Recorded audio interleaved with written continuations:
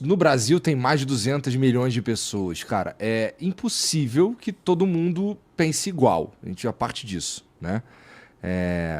Já tá difícil meio pensar mesmo, porque se você for para as redes sociais, por exemplo, e isso daí talvez seja uma parada assim que não tem como, ela é muito importante no dia a dia das pessoas. A gente vive com o celular na mão, a tecnologia faz parte, a gente não sabe mais viver sem isso.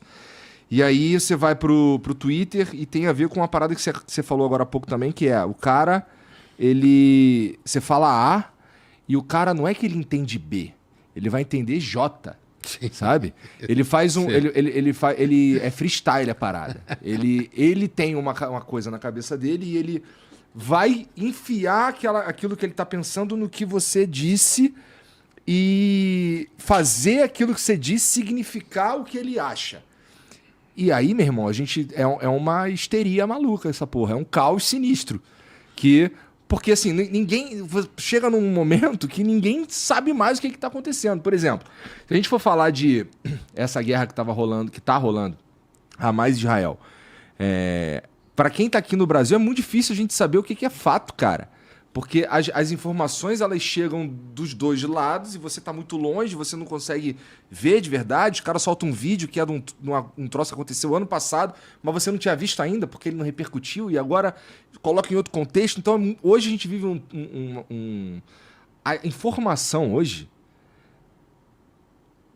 crer no que chega até você já é uma coisa muito complicada. Porque assim, eu fico o tempo inteiro que eu tô procurando me informar, eu tô tentando não ser feito de otário. Sim. E é esse momento que a gente tá vivendo, cara. E é muito difícil. Muito difícil.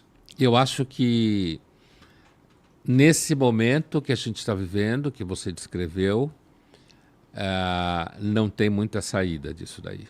Você acha que a gente melhora? Porque eu acho. Eu sei que você acha. Eu lembro. Eu acho que um dia a gente vai aprender a usar a ferramenta. Mas o que você acha?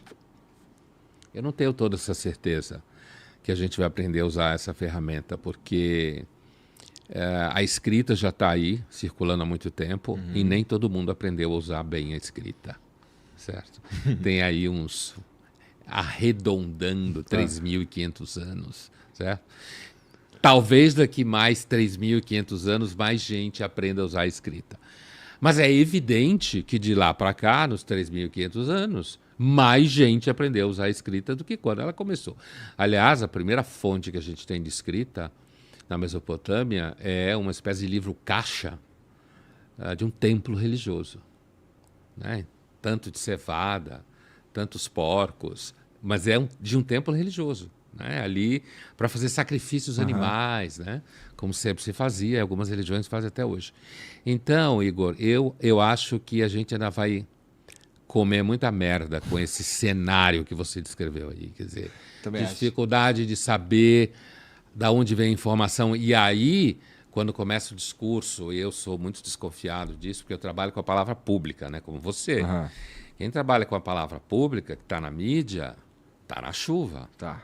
Ainda mais hoje. Mais do que nunca. Mais do que nunca. Chuva, né?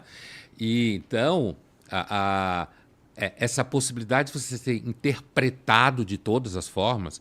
Você falava aí da guerra Israel-Hamas, logo que começou a guerra. Aliás, eu vim aqui na terça-feira, logo que começou a guerra, e não pude vir porque tive que fazer jornal, né? Porque eu entendo um tanto do assunto de lá, já morei em Israel várias vezes. Então, assim, e o que aconteceu? Durante o jornal, eu falei X sobre um assunto que tinha a ver com a guerra. E aí, um seguidor do jornal mandou um tweet, né? Que era mais ou menos assim. Olha, o jornal, o Pondé, como sempre, afirmando menos X. Ou seja... Contrário. Exatamente, não é nem que era um pouco. Era exatamente, totalmente o contrário. Era mais ou menos se eu dissesse assim, olha, Igor, essa sala tá bonita, pintada de azul. E o cara falou, olha, o Pondé está falando que a sala está horrível, pintada de roxo, sabe? Nada a ver com o que a gente estava falando. E isso acontece absolutamente de forma franca. Eu, no dia a dia, não sei se você lembra, mas eu não acompanho redes sociais. Né? Então eu não tenho a mínima ideia do que acontece nas redes sociais, em relação a mim, inclusive. E eu respondo perguntas de seguidores do canal do YouTube, né? Que a gente faz uma seleção e tal, as meninas da Doca e eu. E é esse contato que eu tenho. Esse contato é bom, que eu respondo perguntas de seguidores, perguntas legais. Não essas bobagens que às vezes circulam por aí. Mas o resto, a baixaria, não tem a mínima noção. Mas você acha que... Ó, eu acho que em boa medida, cara... Vamos lá. Eu acho que esse cara que fez esse comentário que você está falando aí, sobre o que você disse, tem mais chance de ser um cara que é desonesto intelectualmente, que ele tem algo a ganhar em produzir esse discurso ou subverter o que você está falando, do que só um cara que realmente não entendeu. Porque, assim, eu vejo diariamente coisas que são... É impressionante como as pessoas acreditam nesses discursos do que o cara está sendo claramente desonesto intelectualmente, sabe? Tu acha que a maioria é dos desonestos, a maioria é dos burrão? O que tu acha? Eu acho que existem os desonestos e os burrão. Existem. Né? Claro, existe desonesto e burrão. Como também existe desonesto burrão. Né? Tá. É tipo de uma carga dupla que ele carrega na vida, né? Mas assim... É mais difícil ser desonesto quando você é burrão. Claro, Né? e é necessário um certo grau de articulação para ser desonesto, né? Mas quando você é muito desonesto, você pode acabar ficando meio burrão mesmo. Tá. Porque assim, tudo bem, existe a mentira misericordiosa que o Nelson falava, Nelson Rodrigues, mintam por misericórdia, senão as famílias não ficam de pé, as parcerias não ficam de pé. Mas quando você começa a mentir, isso vira uma espécie de prisão, né? Vira uma espécie de prisão. Porque lá no futuro você é obrigado, mesmo que você não concorde mais com aquilo, você falou já aquela porra. E você tá preso, porque como nós vivemos num mundo de uma aparência absurda, você pode mudar de opinião hoje em dia, é um crime. Podem até matar você na rua, né? De repente. E às vezes pode acontecer, eu vejo muita gente que sofre cancelamento, como se fala, e aí vai pedir desculpa, aí fudeu, é pior ainda, né? Porque aí a figura pede desculpa, seja lá o que for, o assunto é Y. Mas depende também. Pô. Aí a figura fala YA, e aí ela pede desculpa, e ela leva porrada porque ela falou. Depende do que você está dizendo. Depende, cara, porque se você tiver vamos lá, você é um cara que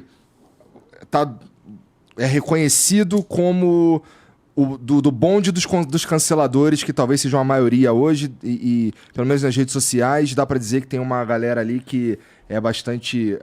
quem, em geral, articula esses cancelamentos é uma galera que tem, vou dizer assim, de forma grosseira, mais progressista, sabe?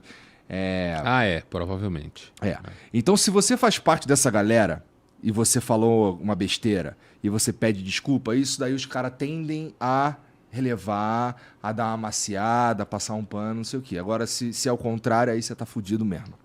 Então, por isso que eu acho que depende O que é o contrário? O contrário é você tá no outro grupo político. Sim. E você falou uma grande merda. E aí não adianta você pedir desculpa, porque a maioria dos caras que estão ali pra te destruir... na verdade, os caras que estão ali pra te destruir, eles são a maioria naquele ambiente. Sim. E é muito interessante como tem algumas pessoas, ou diria até algumas empresas, que veem o que rola no Twitter, por exemplo, e acham que aquilo ali é um reflexo verdadeiro da sociedade, quando, na verdade, eu acho que aquilo ali é um pedacinho. Se for pra rua, por exemplo, é diferente. Sabe? Sim, a percepção das pessoas. Se você for falar com o que a gente pode chamar de gente comum, provavelmente vai ser bem diferente daquele universozinho. Que é evoluído. Que como você falou, progressista e tal. O que eu acho sobre esse assunto é que, assim, se você é desse grupo chamado de progressista, que eu acho que essa expressão é um clichê, né? Mas eu verdade. entendo claramente o que significa, e você fala alguma coisa que você vai ser posto em dúvida, quando você pede desculpa, na realidade você está se oferecendo para o grupo de juízes que te condenam ou não e pedindo, pelo amor de Deus, me perdoe, entendeu? E aí, dependendo de como tiver sua situação em relação a essa banda, os caras ou as mulheres do grupo podem acabar batendo em você mais. Imagina, por exemplo, uma mulher que comete uma gafe porque ela tem que ser o tempo inteiro feminista e ela fala uma frase que não é, né? Ela vai levar uma espécie assim de surra para aprender a não fazer mais isso. E depois ela é recebida de volta no jantar inteligente, né? Mas ela tem que fazer lá, ela ou ele, mas eu dei esse exemplo das feministas, quer dizer, vai ter que fazer o seu percurso ali de uma espécie assim de penitência, né? Para que a honra dela de santa ou de santo não fique manchada. Então, eu acho que eu acho que no universo brasileiro, no movimento bolsonarista, isso acabou acontecendo de certa forma. Você tinha que, e tem que, na esquerda ainda é assim, você tem que o tempo inteiro dar prova de pureza ideológica. Você tem que provar que você tem aquelas 3 ideias corretas, ou 4. E se você não tiver essas 3 ou 4 ideias corretas, então você não está merecendo muito fazer parte do grupo dos eleitos, né? E, na realidade, a minha principal birra com a esquerda há muito tempo não é nem necessariamente política. Ela é, antes de tudo, estética, no sentido de que essa atitude me gera um certo desgosto, sabe? De quem se acha do bem. Eu sempre duvido de quem se acha do bem. Eu também. Isso não significa que eu acho o Marquês de Sade legal. Não é isso. Mas eu desconfio de quem se acha do bem.